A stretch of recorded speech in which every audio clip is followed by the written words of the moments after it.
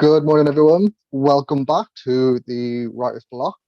My name is Kieran Hodgers. I'm a project manager for Writing on the Wall, and I am delighted to kick off Bidisha's residency with this Right Here, Right Now challenge. I'll just give you some information on some of the other events coming up over the next 3 weeks. So later on tonight at 6 o'clock, Bidisha will be in conversation about her residency and about her work. So if you're not quite sure who Bidisha is or what the stuff she'll be covering, please do come along to that and check it out. And then on the 24th of March, we have the first Bloc Social, which will be talking about the news, something quite important right now, I think. The news can be incredibly confusing to navigate right now. So we'll be having a nice little chat about how we talk about the news and how we kind of watch it. The first workshop will be identifying your skills and passions, which will be really, really helpful for anyone working in any real art form, really, and to just sort of understand a bit more about their skills and their passions. So do come along to that as well. The second Bloc Social, obviously very close to Writing on the Wall's heart, writing and activism. Um, that's going to be a really great discussion around what writing and activism can do when they work together, and something that we've explored quite a bit. So if that sounds like you're interested in it, do come along for that. The Enterprise Hub event will be a toolkit for breaking barriers to get into journalism. I think that's a really important thing because journalism can maybe feel like a bit of a strange world and you're not quite sure how to kind of get into it. So Bidisha will be talking about ways in which we can minimize those barriers and sort of break into the industry, really. And then the second workshop, writing a pitch and developing your ideas. So that'll be a really practical session on how to write a pitch and how to develop your ideas and bring them forward, and which is something journalists constantly have to do throughout their working week, their working day. So do come along for that if you're interested, and it might just help you develop pitches for other stuff, even if it's not journalism. I know that people will often have to write pitches and submission stuff for plays or collections of poetry or short story things, anything like that. Bidisha will also be running one-to-one sessions. So these are free 30-minute sessions directly with you, a participant, where she will read a project idea or a little overview of a plan that you want to look on and help you develop that and help you sort of bring that more into reality. So there is still a few of them left, so grab them before they go. They will go very quickly, I'm sure. But without any further ado, it is my great pleasure to welcome to the block, Bidisha.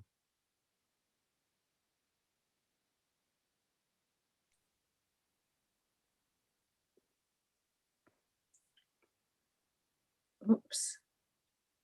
Hi, I hope everyone can hear me. Thanks so much, Kieran, and thanks, Zach, who's the mastermind. He's like the Lucius Fox from Dark Knight behind the scenes, making all of this happen. Welcome, everyone, to Writer on the Block and Right Here, Right Now. Right Here, Right Now are a series of short half-hour writing sessions. There'll be 3 in total during my residency, and each one will look at some different aspects of journalism. As Kieran said, I'm a writer and broadcaster with coming up to 30 years experience across newspapers, magazines, TV, radio, and latterly film. And what I've done is really try to work on some exercises that pull in absolutely everyone who might be interested in writing journalism and activism, no matter what their level is. So I don't like to think about who's a beginner and not a beginner, but let's talk about emergent voices and new voices and adding your opinion and your take to the mix of things. So these sessions are designed to step out your writing skills for people who've always been interested in having a voice, whether that's verbally or that's on paper, but who haven't really yet begun their career or got into these types of communication in a formal light.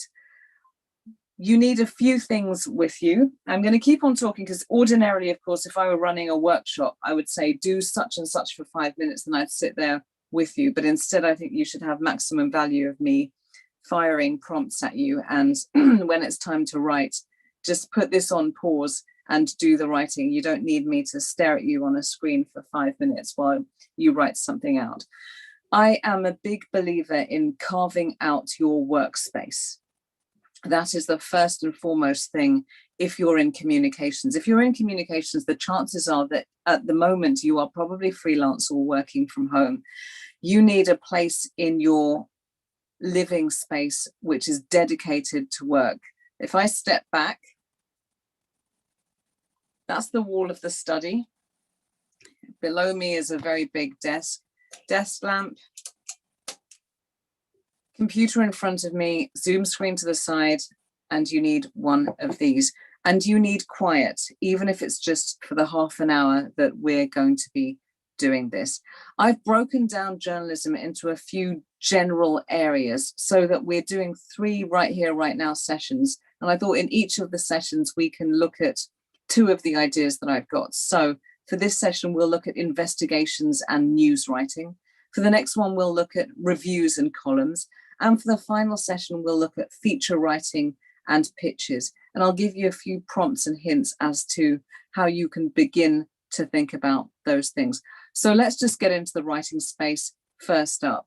I'm looking in this direction. My computer is here. This is what you need. One thing I will say is that even though you're beginners, try to already have worked out how you write best. Do you write best on your phone? Do you write best on your computer? Or if I reach over here and show you the ideas book, do you do what I do and scribble your ideas down on hundreds of little bits of paper that are tucked into the back of the notebook that you will access later? Do whatever works for you. I know journalists who write in longhand with a pen all the time. I know journalists who have endless notebooks always on hand. And I know others who can figure it out in their head and work directly into a computer. So in this session, we're talking about investigations in the news. What do I mean by investigations? Have you ever opened the newspaper and seen what they call a long read? It's often 3,000 words and it looks at one topic. So what's an example? Controversies in agriculture, something to do with hormone disruptors in the kinds of furniture that we use every day. And it's a narrow but deep look. And that's what we're going to focus on for the first half of this session. So for the next 10 minutes or so, we're going to take on board the idea of writing an investigation. We'll come to that in a moment, no pressure. What I want you to do right at the beginning, and I always do this even at the beginning of every day, is just sit in silence for a few moments, not minutes, minutes are quite long, and take a few slow, deep breaths. Try not to be reactive to anything that you've read in the newspapers so far. If you're a journalist, current events, current topics, current issues are the air that you live and breathe. No journalist is complete without starting their day by opening up the newspaper. Obviously, that's online these days, and just looking at the headlines. The thing that I'd suggest is, if you're a professional journalist, it's not enough to just read the newspaper that you like or that you agree with. Something I do every morning is take a quick look at the front page of every major newspaper. Right now, that's The Guardian, The Telegraph, The Times, maybe the FT, and also the BBC news pages, but there are others, CNN, Al Jazeera, you name it. Look at what they're covering and study the different ways that different outlets cover the same issue. So you realize that being in the media, being a journalist, it's not a neutral position.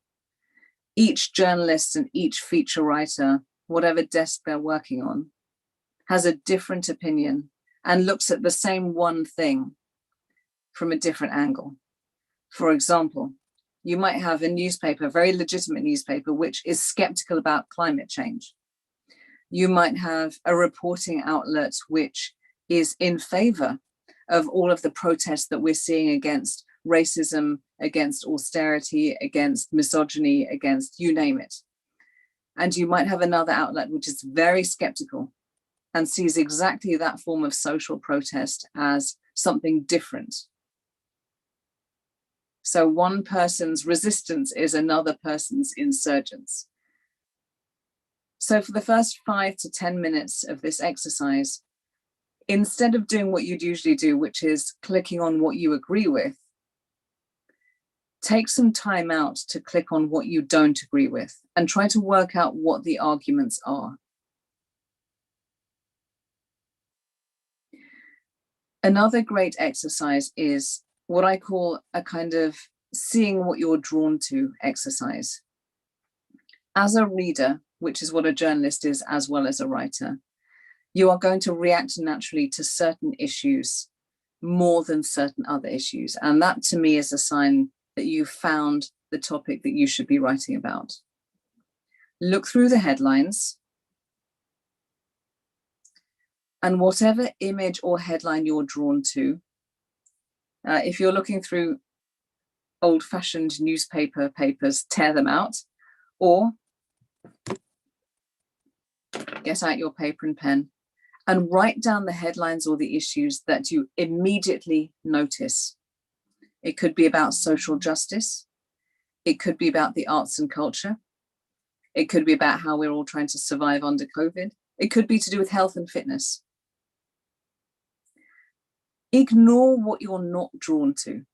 I'm not teaching you here how to be good readers. I'm teaching you how to be effective communicators. And if a topic doesn't interest you, you're not going to write something interesting about it ever. You have to have passion and heart in your writing.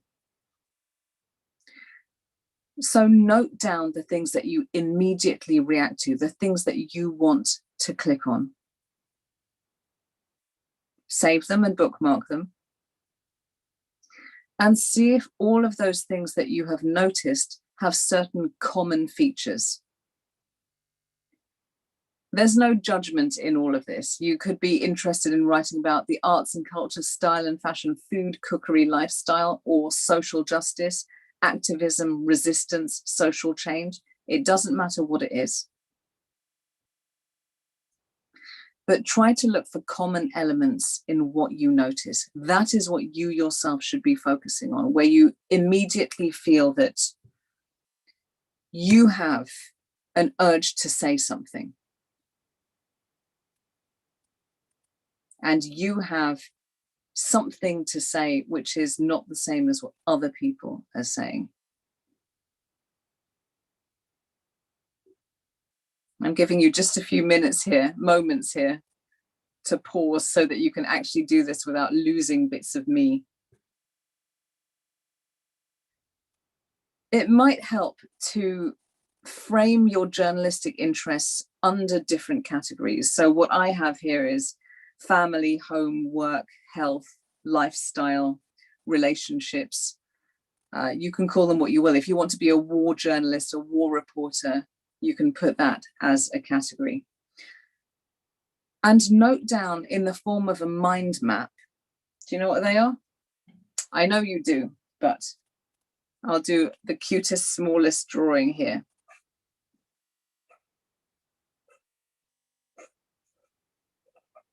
Let's say you're interested in war reportage. It's back to front, but that says war. So let's say that that's your general topic, war. And you have certain topics leading off from that. One could be the refugee crisis. One could be failed states. One could be climate change. One could be what's the UN peacekeeping forces doing. So you have a central issue, and then you have related subtopics, whatever it may be. This gives you a map as to what you want to cover as a journalist. And within that, I want you to do something very simple. See what images come to mind when you focus mentally on each topic. What is it that you are most concerned about? Do you feel drawn to so-called straight reporting? What do I mean by that? I mean factual reporting, news. For example, floodwaters are rising, 10,000 homes have been evacuated, the emergency services are coming in. What are you going to do? You're going to go there, you're going to talk to them, you're going to speak to the main players. And when that one day is over, that's the end of your article, and you write a 400 or 500 word piece directly reporting the news. Or are you interested in what we're talking about today, quick clock check, which is a deeper investigation? What does that mean? 3,000 words. You go to the flooded area. You speak to the families. You get to know them over a longer period of time. And what you produce is more literary. You're producing a portrait of a community. And that involves a lot less direct reporting and a lot more gathering the information in a slow, careful way. See what images come to your mind when you focus on each topic. Write them down, because this is part of your research process and they'll be valuable later. Don't pressure yourself too much and go with your instincts. What is it that you're naturally drawn to? Is it data crunching? Is it literally getting out on the beat? So putting on your shoes and going out and talking to people, doing vox pops in the street to catch a flavor of what's in the air? Do you feel naturally drawn to interviewing people? That is where you make an appointment with someone and you say to them, I need 3 hours of your time. Let me come to you and I'm going to ask you a few probing questions, and we get to know each other a little bit and we record it. And a little bit of the interview goes into my finished piece. Forget about what you think you should be writing about, and instead go with what you naturally want to write about. One thing I will say in all of this, all journalism needs a peg. What do I mean by a peg? I mean that something has happened in the outside world which prompts you to write a piece which you then give back to the outside world. There has to be a reason for you writing a journalistic piece.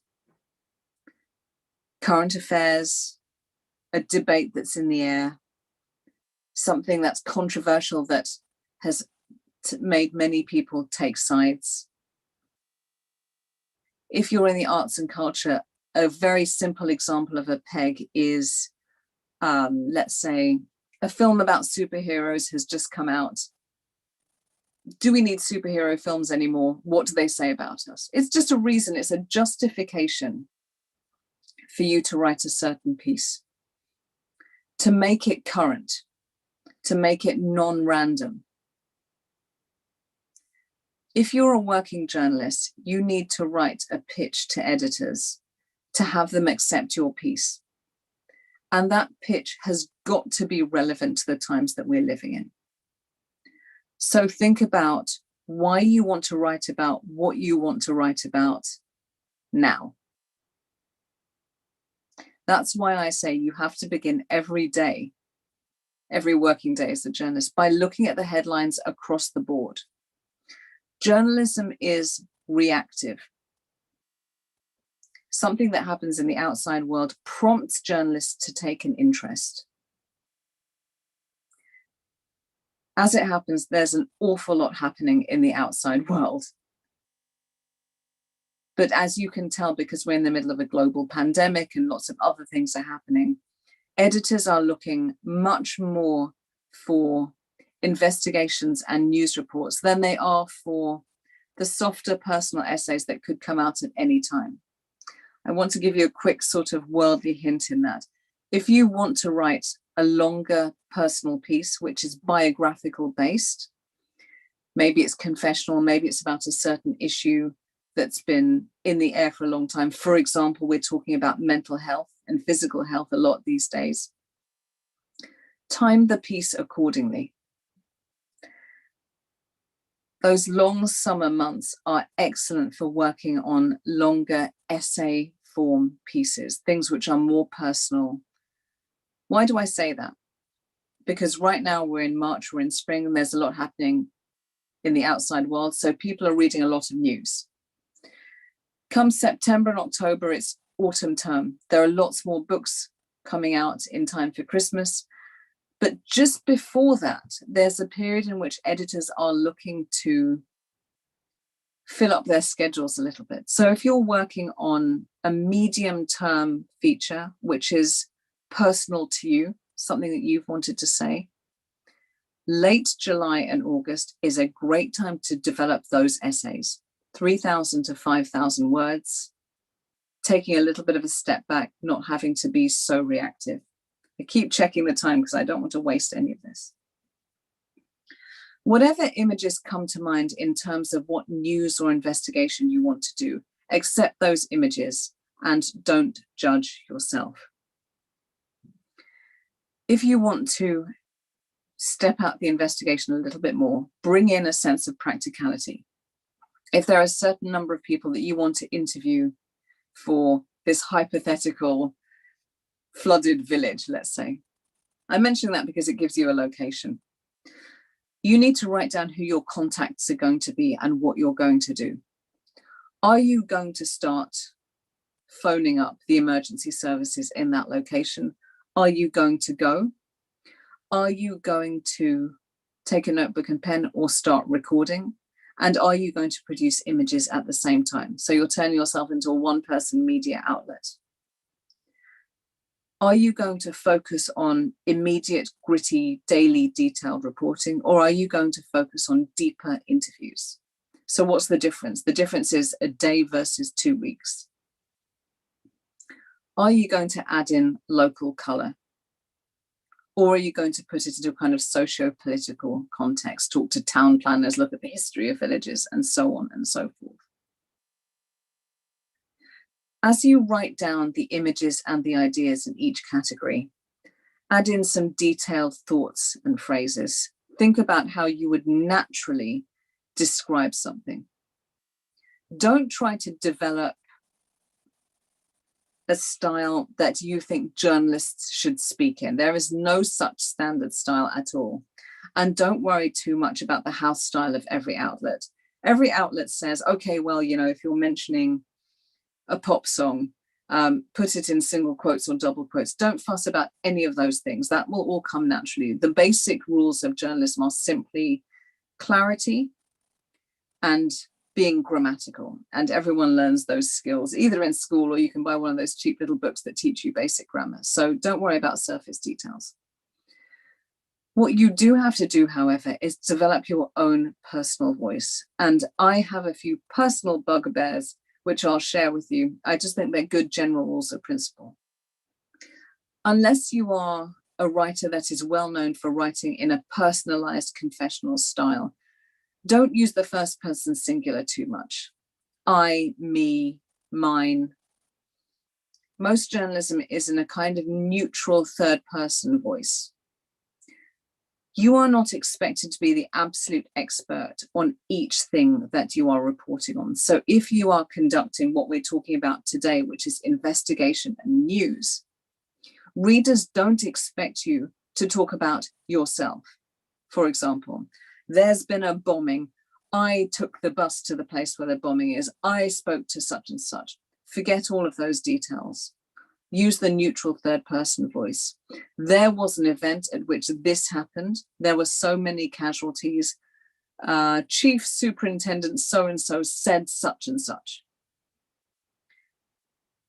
So although your piece is obviously authored, it's not about you. You are not the primary focus. Stick your writing to whatever the primary focus of the piece is. You need a lot of humility for that because, of course, you're the one holding the pen. But you need to recognize that people are reading this news or investigation piece to find out information and to gain context. So begin with 2 or 3 very clear lines which set out what it is that you're writing about. In the second bit of the piece, whether it's 500 words or 3,000 words, add in a little bit of circumstantial detail. These are further facts, but they broaden out the scope of what you're doing a little bit. And again, keep your names, dates, facts, keep them all correct. In the final part of the piece, you can broaden it out even further. So you provide a little bit of history and context. And again, this is factual, but your style in this third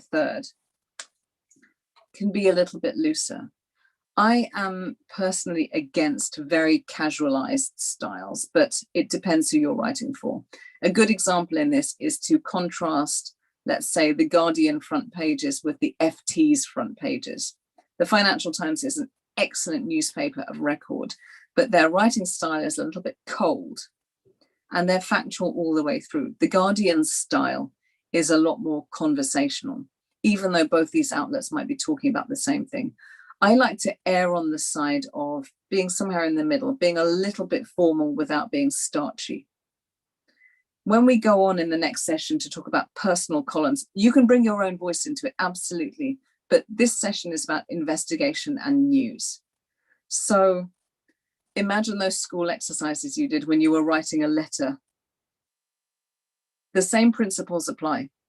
In the first section, you set out very clearly, what is this piece about? In the second bit, you expand a little bit on the immediate context. Towards the end, you go into the history. Immediate context and history are two different things. You're filling out the case file. I don't like to stop there. I always think that journalists should chronicle solutions and chronicle the future, as well as chronicling problems and chronicling the past. So in the final section of your news or investigation piece, think about looking forward. So you can ask yourself as a journalist, what next? What is going to happen in the next 2 or 3 weeks? What is the speculation? What are the options that all of the major players in this article, this investigation, this feature, what do they have? What can readers look forward to? So an example of that is, let's say you're writing about climate change and a certain country has pulled out of the climate accord. In the last section, instead of ending it like a sort of dramatic short story, you say, however, the main countries in this group who are interested in campaigning about climate change, they will be meeting again next March. So the country that pulled out has until next March to show their intentions. You end the investigation or the piece with a look to the future and a look to what could possibly happen next, so that readers feel that this is an ongoing story. I tend to think that in the age of actual machines and algorithms writing straight news, that you have got to add in further elements because you're literally competing with machines here. And machines are very good at reporting straight news. There was a fire, there was a flood, there was a crime, blah, blah, blah. Very short little bulletins. What's required from you as a journalist is to flesh out the main story and to add dimensions to it. And you add dimensions not just with facts, and certainly not with baseless speculation, but by creating a narrative. All journalism is a narrative, just as much as any short story or soap opera or whatever it is. But of course, you have to be truthful and factual within that. I don't know where the time went. It's 10:30. I mean, for goodness sake. So let me quickly recap, just so you have this. This session was about news and investigations. It's based on current affairs and on certain concrete issues. Look through the headlines of the day or the week of or the moment. Isolate those particular issues that you respond to spontaneously. Don't overthink, don't underthink. Jot them down. Think about what you want to say about these issues and what take you want to have.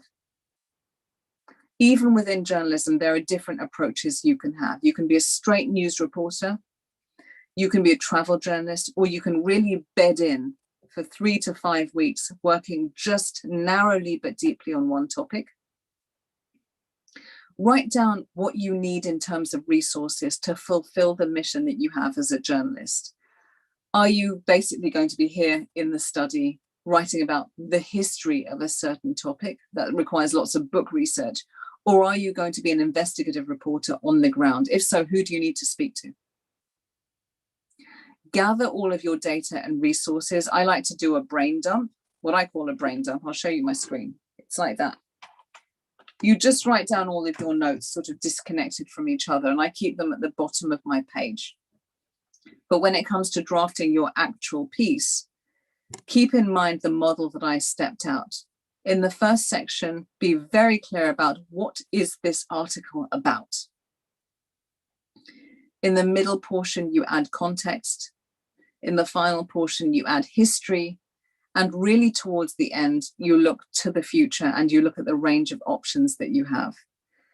I don't know where the time went, so I'm going to have to draw to a close, but I hope that these gave you a series of pointers as to how to begin thinking like a journalist.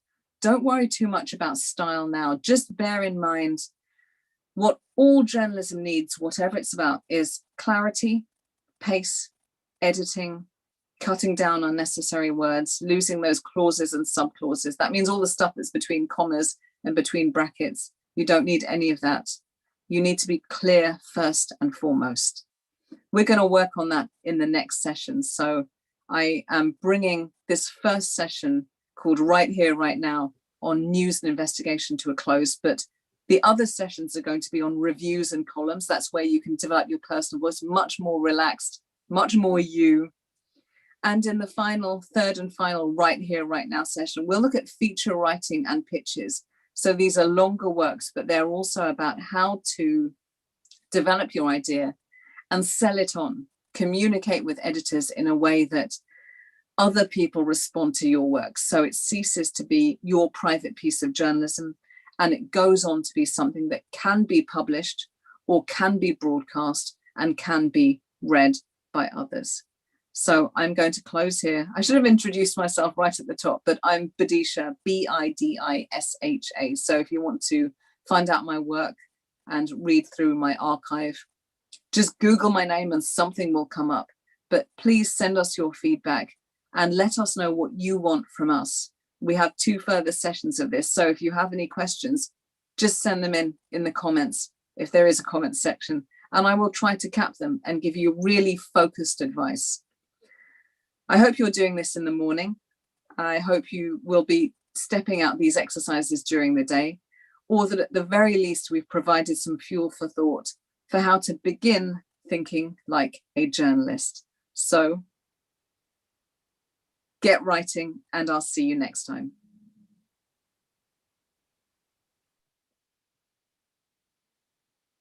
Thank you so much, Bidisha. That was a fantastic way to kick off a morning generally, but a great way to kick off the residency. We are super looking forward to working with you over the next 3 weeks, and we can't wait to get our hands into the world of journalism. Hopefully all of you participants out there watching will join us for that journey. So check out more information on writingonthewall.org.uk. There's loads of great opportunities there, all free to attend, all free to take part in. So we look forward to working with you, and take care, and we'll see you on the block again soon.